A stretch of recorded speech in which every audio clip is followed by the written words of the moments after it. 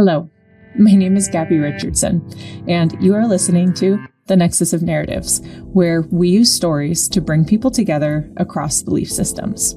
New episodes are released every Monday on your favorite podcast platform, where I have a conversation with a guest about an obstacle that they faced in their life that invited them to take a look at their own beliefs, whether about themselves or about the world around them.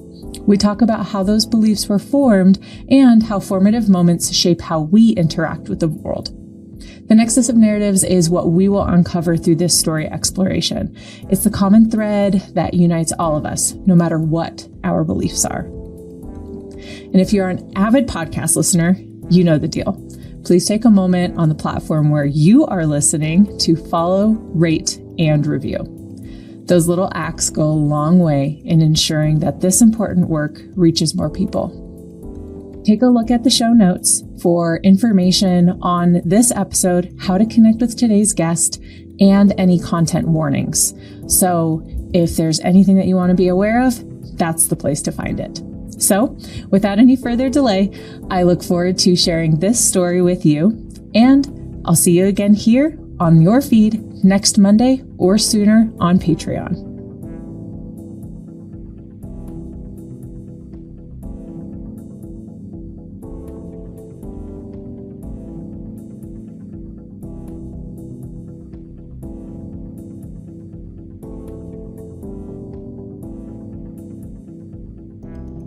Hello, and welcome to the Nexus of Narratives. Helena, thank you so much for joining me and sharing time and space with us here. I am so happy to be here, Gabrielle. Thank you for having me. I'm super stoked. Yeah, thanks. This has been a long time coming. Life has kind of gotten in the way here. So it's been a long time since we met. And so this is really exciting for me.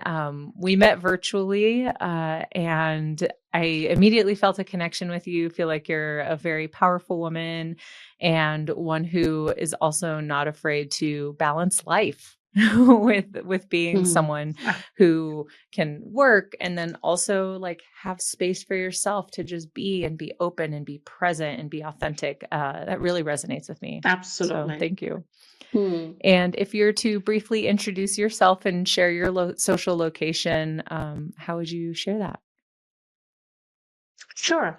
So I'm Helena de Monk. I am Belgian, living in the south of Spain in a beautiful place in the Montes de Andalusia, in the middle of nowhere on the top of a mountain. Really, if I have to get the bread, which I bake myself often, and you understand why I need to travel 20 minutes only to get like the basics. If I want to buy organic food or whatever, I need to drive 45, 50 minutes in order to find the shop. So I'm really very isolated, and that was a very conscious choice.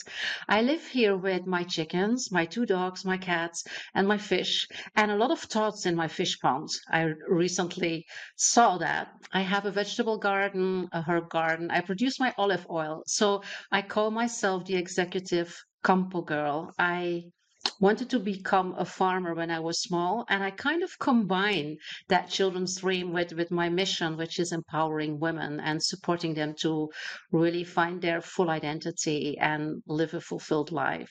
Beautiful. So incredible. Oh, yeah. And I have a son. I have a 20-year-old son also who's not living with me, of course.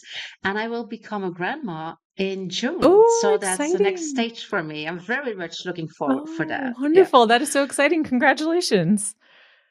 Thank you. Oh. Thank you. I had nothing to do with it, but I just, the benefits are for me as well. Yeah. Well, I mean, he's here because you're here, right? And so exactly. That would be what you had to do with absolutely. it. Oh, wonderful, wonderful. And so when we had talked about coming on the podcast and sharing pivotal life moments where you took a look at your own beliefs, whether they're about yourself or about the world around you, what story or stories came to mind for you that you would like to share here? Well, there's so many stories. So let me pick a few that might also resonate or at least inspire some of the audience. The first pivotal moment was December 6th in 1990. I was a young, very ambitious, very impatient a woman working for a recruitment consultancy in Belgium. And it was a very difficult time. It was, the where was it? There was a crisis. There was hiring freezes. There was you couldn't fly. It was somewhere in the Middle East. I honestly don't remember. But anyway, the organization decided to back down, and they made me redundant.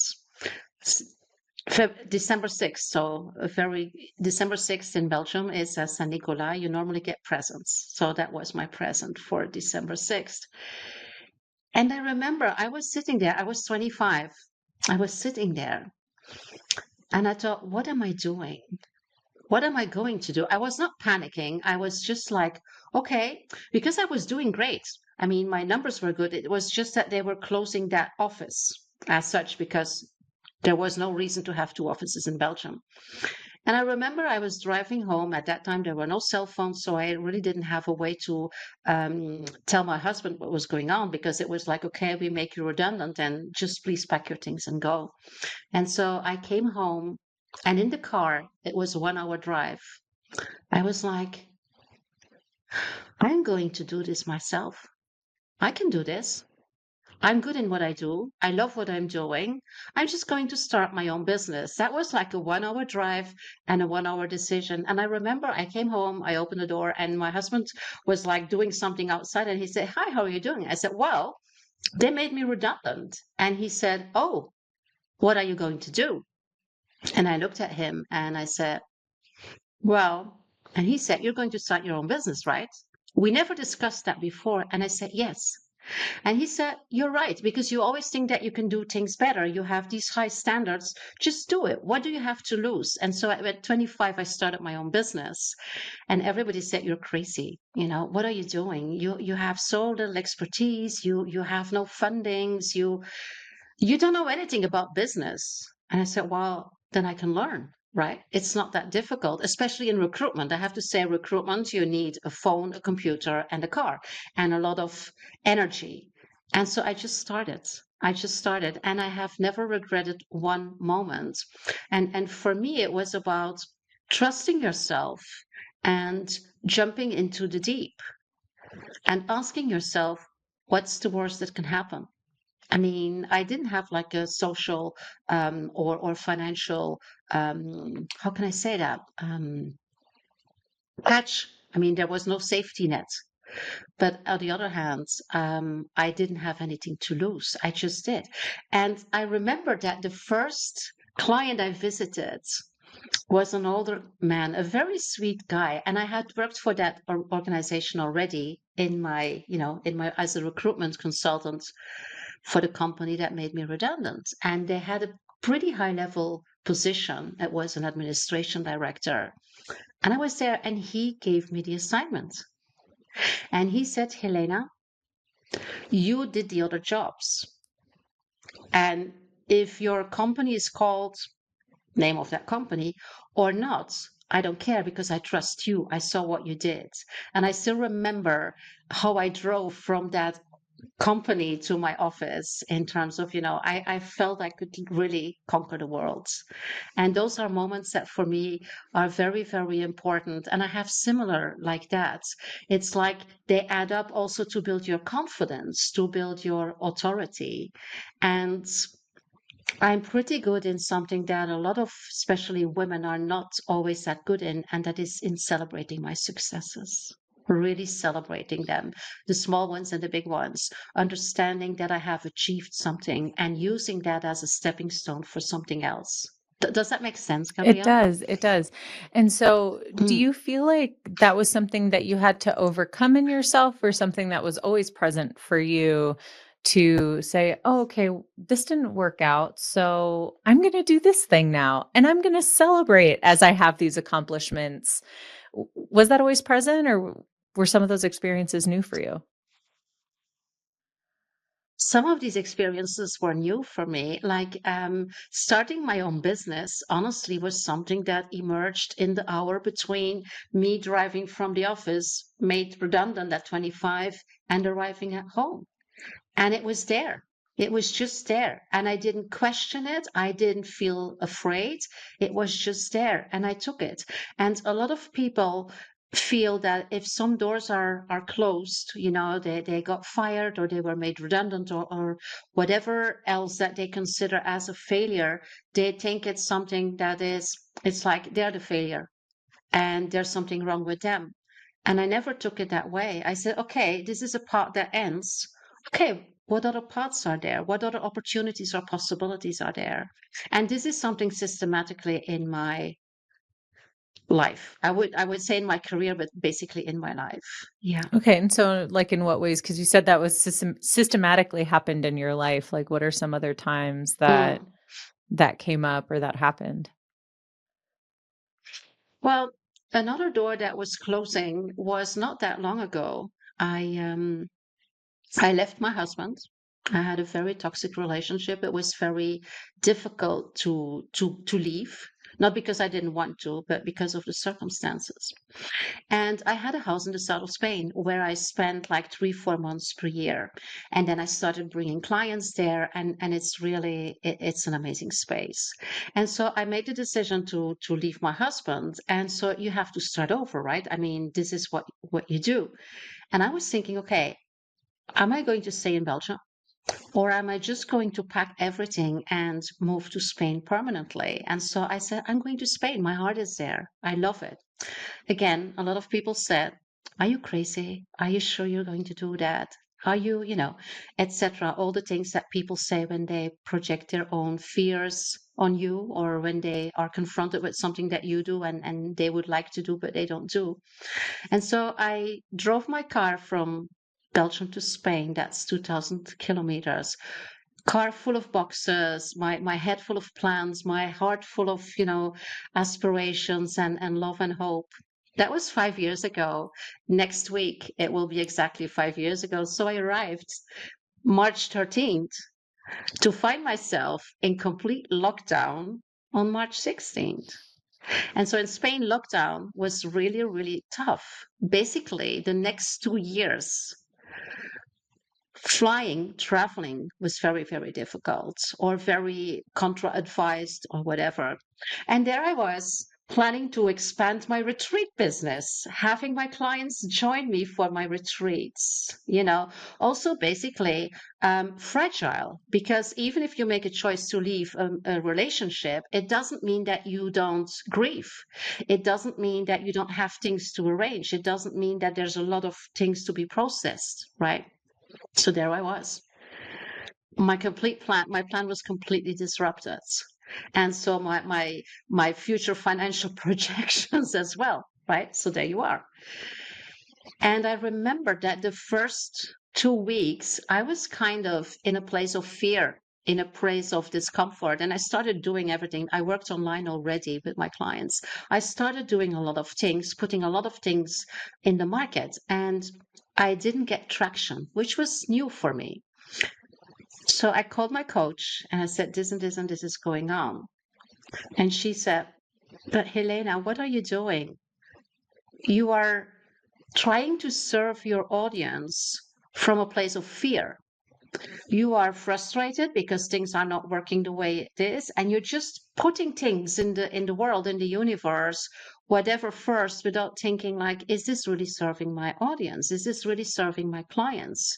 You make it about you because of your own disruption and your business disruption. This won't work. And on top of that, people are in this COVID thing, they are anxious. They're not interested in leadership growth. They're not interested in finding their best self. They're interested in finding solutions for everything that is going on with people dying and being restricted in everything and not being able to go there and there and there. And so that for me was that was a wake up call in order to understand that even if you are panicking, even if you are anxious, even if things are completely disrupted, it's so important that you find this calm place inside and that you, from that calm and from acceptance of what is going on, instead of going into resistance, it is so important that you understand that that is a place where you can really reflect and then respond and find the best solutions. And although I am coaching for so many years, and this is also what I work on with my clients, I fell victim of that myself in that situation, which is just a sign that we are all human, right? Even if we are great coaches. That's exactly what Yeah. I was just thinking is just Mm, because we're people who coach it or teach it or support others in moving through it doesn't mean that we don't also go through it ourselves and have those moments exactly. of fear and doubt or worry or, oh goodness, what am I going to do now? Um, Yeah. so what was that experience like for Yeah. you to navigate this unknown and sounds like fearful place for yourself? Basically, that was the start of going back into study, into coaching myself, and navigating with an inner compass. So basically, what I did, and this is also something that I do now with my clients, what I did is I developed what I call the life fulfillment compass, which is a compass that is basically helping you to show direction with any decision and with any choice. It's an inner compass, and so it is about understanding who you really are. Because we think that we know who we are, and we think that whatever we do and all the roles that we have, that this is our personality and that is something innate. When you look very close, we are very, very often, or parts of us are what other people expect from us, what society is expecting from us. And so the way that we look at ourselves is not always the way that we could look at ourselves in an optimized way, because we see ourselves the way others see ourselves. And so basically what I did a lot of work. I also did inner child work. I did a lot of work in terms of who am I? And I really, really dissected my beliefs, my belief system. And actually, this is something that we do, that we better do, not at that level, but that we better do very, very regularly, because there's always beliefs that are entering in our heads. I call that our inner glass ceiling. And I really find my values in terms of what is really important for me, what does really matter for me, how do I show up, how do I want to serve the world, how do I want to make the world a better place.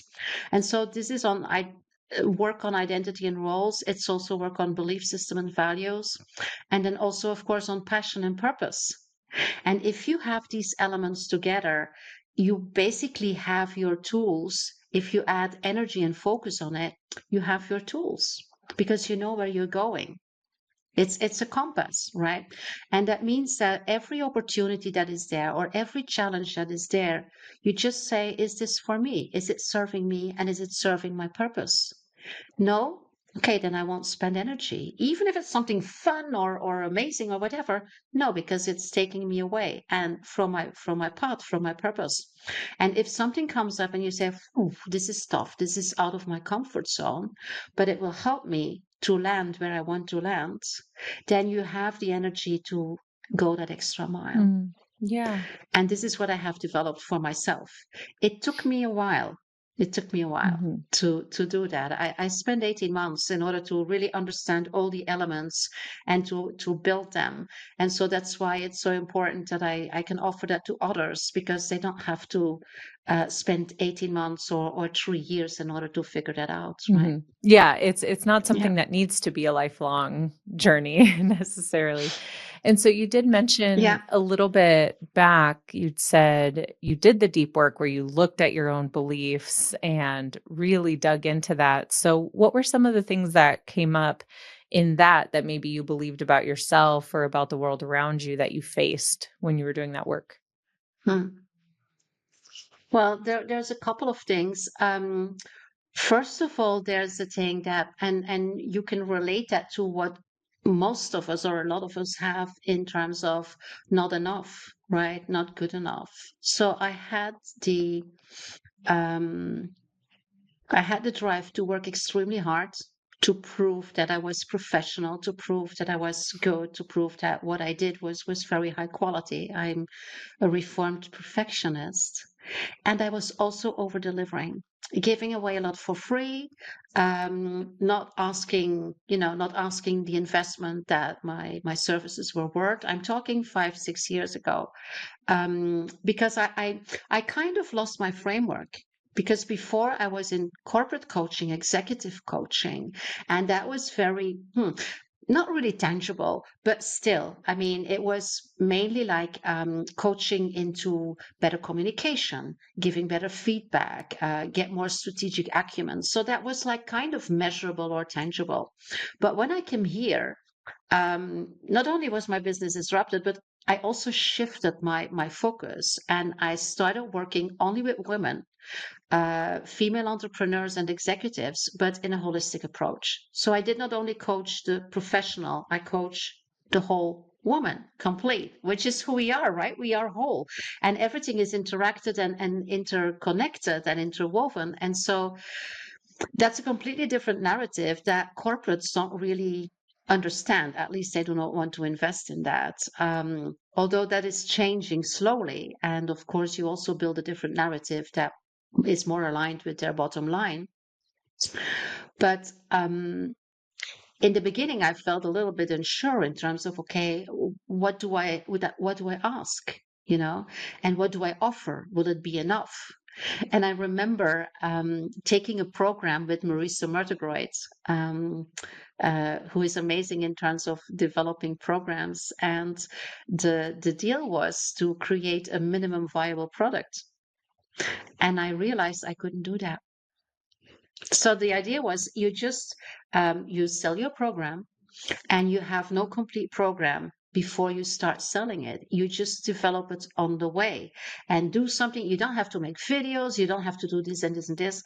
Well, in the end, I had all these things because I am over delivering. I really wanted everything to be in place and perfect and fantastic before I reached out. And that has completely shifted. I am now co-creating from a place of trust, from a place of community. I am co-creating with my clients, and that's a completely different energy, and I love it. Don't go anywhere just yet. We will be back with this conversation in just a moment. Thank you so much for spending your time with me here on the Nexus of Narratives. As you may know by now, it goes a long way to support the podcast by listening, following, rating, and reviewing. So if you have enjoyed the content, please take a moment to support extending the reach of this important work. While the public episodes of the Nexus of Narratives focus on the stories of our guests, how belief systems have been formed, and how to build connection, we keep the conversation going on Patreon. We've built a phenomenal community of peer connectors on Patreon who are looking to build a more compassionate world together. While I could be continuing the conversation with a guest or digesting fantastic themes with my dear friend Rowan, there is a lot of great bonus content on Patreon, including additional benefits for different tiers. Search Nexus of Narratives on Patreon or click the link in the show notes to join this exclusive community. I look forward to connecting with you there. For more information on the Nexus of Narratives, ways to listen, opportunities to connect with me, or share a story of your own, go to nexusofnarratives.org. I personally monitor that inbox, so it is a quick and simple way to connect directly with me. Whether you're a new listener or have been around for a while, I'm deeply grateful for your time and commitment to this work. Without keeping you any longer, let's get back to the story.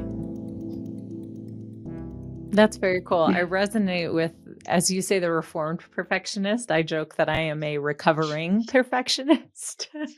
It's always a work in progress. And absolutely. Yeah, I have historically been the person who's like, well, but before we do anything, I need to have the whole thing figured out. And it takes a lot of energy. And like you were saying, that's what I've discovered in my journey as well, is that it's actually a lot more fulfilling to be present with and flow with. And it's a very feminine way to approach. And that doesn't mean that you can't still achieve excellent things and get those things done. It's just, we don't have to be so hard on ourselves. Yeah, absolutely. Yeah. Absolutely. Amazing. And what does it feel like now to be approaching it from this different space, from that flowing and kind of co-creating place, as opposed to, as you said, the perfectionism, the coming from not enough? What does it feel now to say, oh, okay, I've seen those. I've seen how those haven't really worked, and I'm going to approach things differently now. Hmm. It's a completely different feeling. When I started my business, that was in recruitment, right? So you had to build your candidate database, you had to build your clients, then you had to sell your services to the clients, you had to sell the job to the candidates, you had to sell the candidates to the clients. I'm very black and white now, but that was it. It was very competitive, very goal setting, very masculine. Right.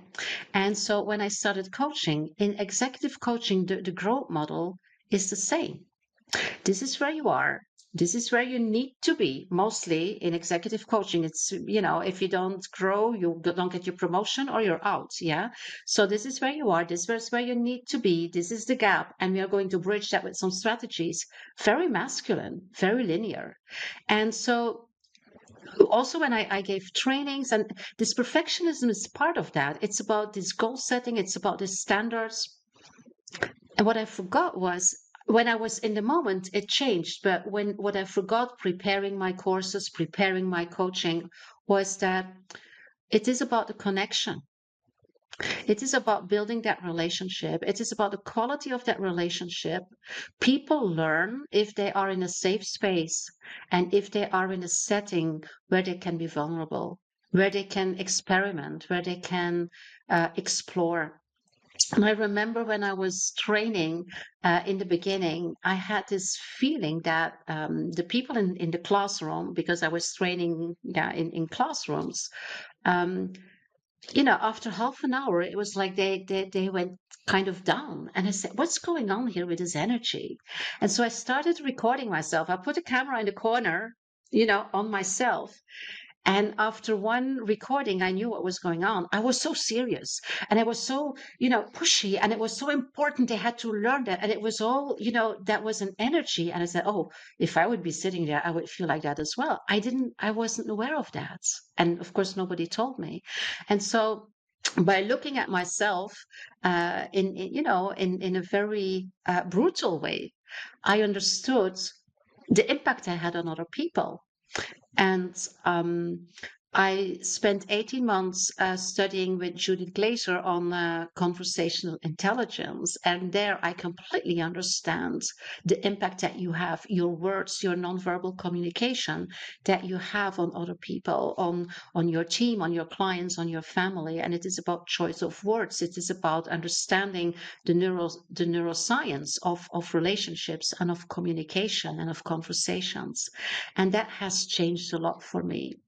And being able to work in flow and trust that I know, trust my intuition, connect with myself, and from there connect with the other, that's a completely different history. It's a completely different setting. It's like you say in the beginning of this conversation, or when, before we were starting the recording, we don't have a script. Why? Because we trust that we can bring a conversation here that is valuable. We don't need all our papers. Mm-hmm. Yep. We don't have to prepare. We are prepared, if that makes sense. Well, we don't have to take notes when it's authentic, right? It's already in there, and it's just a matter of letting it out, is how I see it. And so many people, it's funny when I have conversations with people to get ready for these conversations. Oh, okay, but what is the exact takeaway message going to be? And it's like, it'll come up. It'll be exactly what it needs to be. And it doesn't need to be figured out in this exact moment. It will come up. And that's hard Absolutely. for a lot of Yeah. people. I think, especially for me in my experience with the American culture of do, what's the next thing? And especially in this, for people who are speakers or used to being on public platforms, it's like, okay, but what is our takeaway message? And it's like, yes, there will be a takeaway message. That is so important, because we don't want to leave people hanging. But I think there's also something really beautiful about surrendering to the process and then allowing it to show itself, as opposed to considering what do we need to push upon others, because that feels very relevant in the culture that I experience, is like, what are we putting on to others? What are we pushing? What are we promoting? What are we selling? As opposed to like, what are we allowing? What are we inviting? What are we bringing? And that doesn't mean that it's not happening. That doesn't mean there will not be an outcome. It's a different beingness. It's a different way of coming up and providing that information that just feels a lot more welcoming. Absolutely. Yeah. Here's the thing, and this is something that everybody can read it also in the book of Judith Glaser, Conversation Intelligence. There's 3 levels of conversation, and basically these are 3 levels of interaction. And the first one is transactional, just informing each other or informing teams or just, you and me informing each other about things that are going to happen or not going to happen or that what you're going to do, just like data information. That's the first. And this is something that is necessary, and we do that very often. And the second level of conversations is the positional. And that I see all the time. And I saw that in organizations so much. You have your opinion, I have mine. We are going to position ourselves, in front of each other in opposites. And we are going to start to have a conversation that is mainly a discussion. And if you are my boss or you are verbally stronger than me, you will win. When you win, I will lose. There's always a winner and a loser in that area. Or sometimes we compromise and then basically we sub-optimize our result or outcomes. And there's a third level that basically is what you are saying or that what you are describing, and that is the transformational and the co-creational level. That means we have a common goal. And this is not only business, this is in our personal lives as well, with our friends, with our partners, with our children. We have a common goal. And you and I sit at a table and we look at that common goal and we are curious, we are open, we set good intentions, and we respect each other. And that means that we are inclusive, we are open, we are investigating, we are, not impatient, it's not urgent. And if you look at that, those are all qualities, also what you so beautifully described. These are all qualities that are labeled in our society as feminine qualities, right? As opposed to a lot of qualities, and they are qualities that are labeled as the masculine qualities. The thing is, in corporate life, but also in general, look at politics, please. Look, I mean, in life, it's the masculine qualities that are valued. It's those that are the real leadership skills. It's that we need to win to get there, and there's competition and there's win-lose. I mean, look at what is going on now with Mr. Trump and Mr. Putin and Mr. Zelensky. And as an example, when I see that, I'm not going to say that, but when I see that, I say, whoa, a little bit of femininity would really help there. Inclusion, being more in flow, being more patient, looking at more possibilities, right? And these qualities that are real leadership qualities, we all have them as women, right? But we suppress them.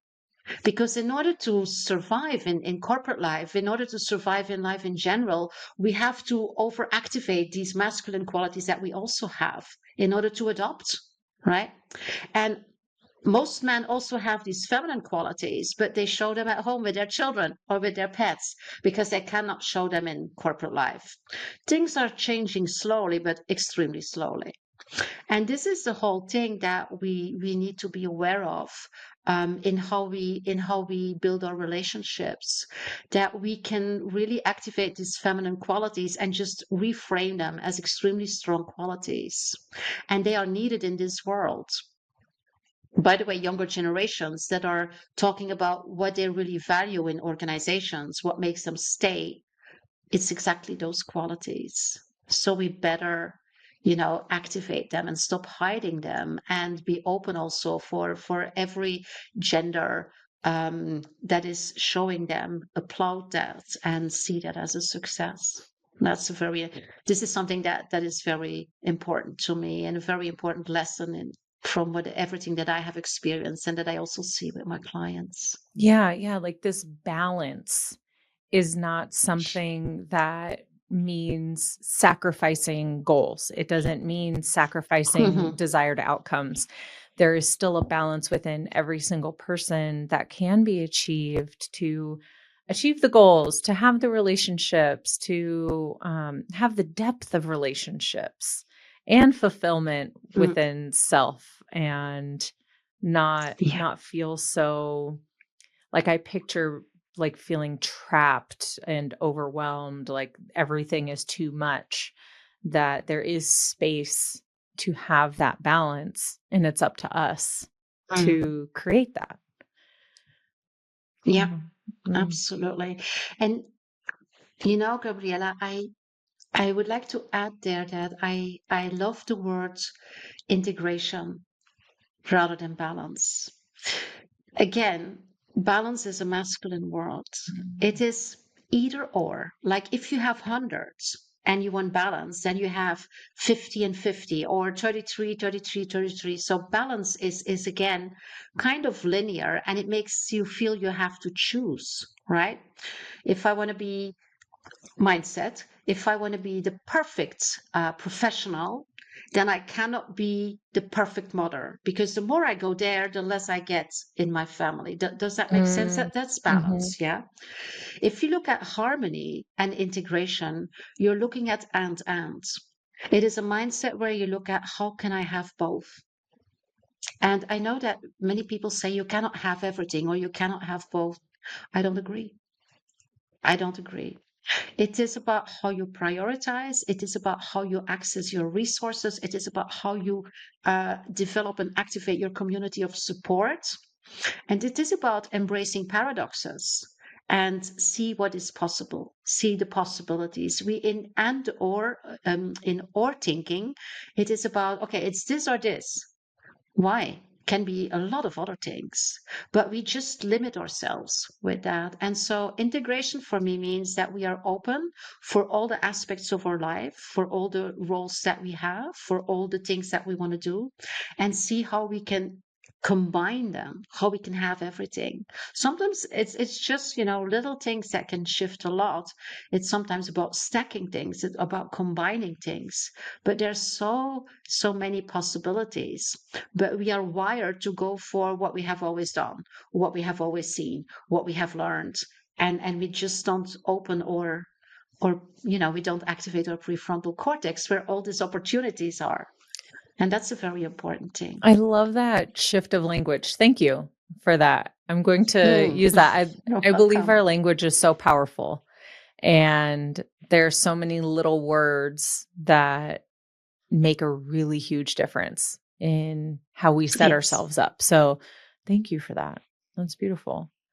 you're so welcome. And so I think this is a perfect time and opportunity to segue to the questions that I like to ask everybody who joins on the Nexus of Narratives. Is first, for anyone who's listening that can relate to anything that you shared, how can your story create connection for people who have similar experiences to you? Well, I think that stories are there to activate feelings, right? To activate resonance. And so I would say if people are triggered by what we have been talking about here in this episode. There's so many other stories that are available. My stories, because for example on my website I share some stories, in my articles that I have on LinkedIn I share some stories, but there's so many other stories that, especially combined, can activate a sense of inspiration and encouragement for people. And I'm pretty sure that, I mean, you have so many episodes that might relate, and combining them. I'm not saying you have to do like a Netflix like binge listening to the podcast, but I would say regularly listening to podcasts like these, where women are featured, or where people are featured that have an authentic story, just actively listening without judgment, and just let it land and see what comes from that. And even if it's like one spark that gets you, work with that. Mhm. That would be my advice. Absolutely. I love that. I think that's beautiful. And I think you kind of answered a future question, but we'll see if something Oh, else flows when we get there. Is okay. sticking with people who can relate to anything that you shared. Um, if there's someone who feels a relation to anywhere that you were at any point in your story, what might you say to a past version of yourself? Be kind to yourself Mm. and look for support. You're not in this alone. Look for people who have your back, and be wise in that selection. Be wise in that choice. Mm. I love that. You don't have to do this on your own. Beautiful. Absolutely lovely. And what do or did you need to feel most connected to people around you? Letting go of judgment. Mm. We are wired to judge. We are wired to label. We are wired to fill in the blanks with our own assumptions. Stop doing Yep. that. It's a survival mechanism. Our brains The- are really good at I categorizing. know. Is this safe? Is this not safe? Is that Absolutely. safe? Exactly. Mhm. It's not, I mean, we are wired like that. So be mild, but be aware. Be aware of how often you are judging and labeling, and assuming, just assuming that this is like that, or that's what she think. We are always very clear about our own intentions because we know them, and we judge other people by the behavior, by what we see, and then we add meaning to that. And especially if the relationship is not trustful, it can go everywhere. Right. So if somebody says something, you can take it personally, you can take it bad, or you can think there's a hidden agenda, or whatever. It's like this anecdote of two people in a very busy shopping street that are running, and the first is a young guy. In Europe, it's a Moroccan guy with a hoodie, and then after him is running an older woman, yeah, and then think what you think, right? And then you look a little bit further and you see that they're both running to catch the bus, right? And so these are the things. Be aware of how judgmental we can be. It is absolutely induced, especially now with social media for the last couple of years, where we just like or don't like. Really? I mean, it's like swiping people away, or liking, but in a way that is very easy. It's not validating. It's just, and it is also for us. It's like chasing these likes and chasing the views and chasing everything, chasing this external validation. That would also be an important one. Mm, Find your validation in yourself. absolutely. Yeah, And for yourself. Yeah. Find it in yourself and for yourself. Yeah. exactly. Wonderful. Mm. Well, and last but not least is Mm. if there's anyone listening and they're like, whoa, I don't understand what they're talking about. I don't believe it. Whatever they might be thinking. They're not completely buying it. What might you say to someone who has different beliefs and different experiences? That is personal. That is perfectly okay. Our beliefs or experiences, even our realities, are ours. And they can be different because you have different history, you have different filters. That's perfectly okay. Mhm. Yeah.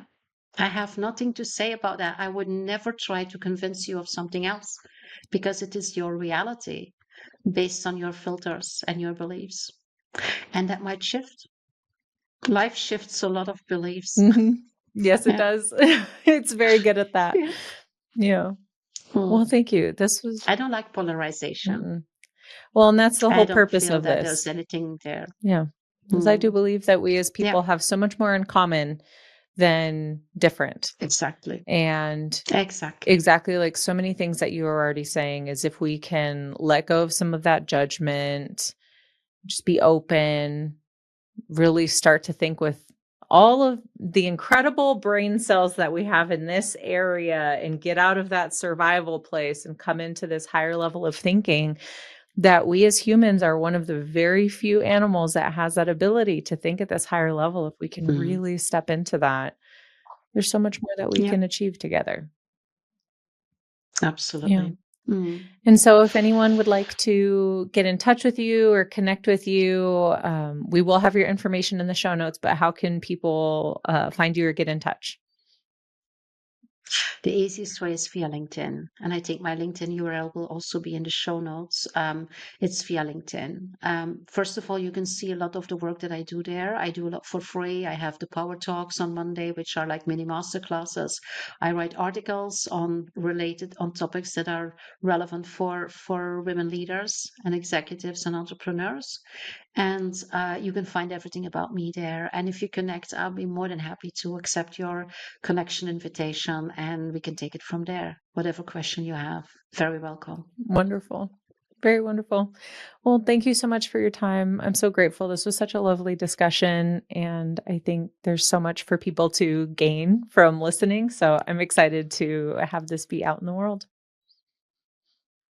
Wonderful. Thank you so much, Gabriella, for having me and for bringing this platform to the world. I love what you do. You do amazing work.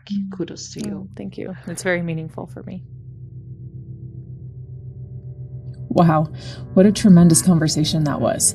So thank you for taking the time to listen, and I hope you were able to find just as many nuggets of wisdom as well as actionable steps to build connections in the spaces all around you. This is an extremely grassroots production, so thank you to my dear friend Rowan for their commitment to this work by posting on social media and leading fantastic conversations with me on Patreon. So be sure to join that community on Patreon and enjoy the additional content. And thank you, of course, to my sweet and talented husband, DJ, for creating the music that is used in this podcast. Now, let's go out and create some connection in this world.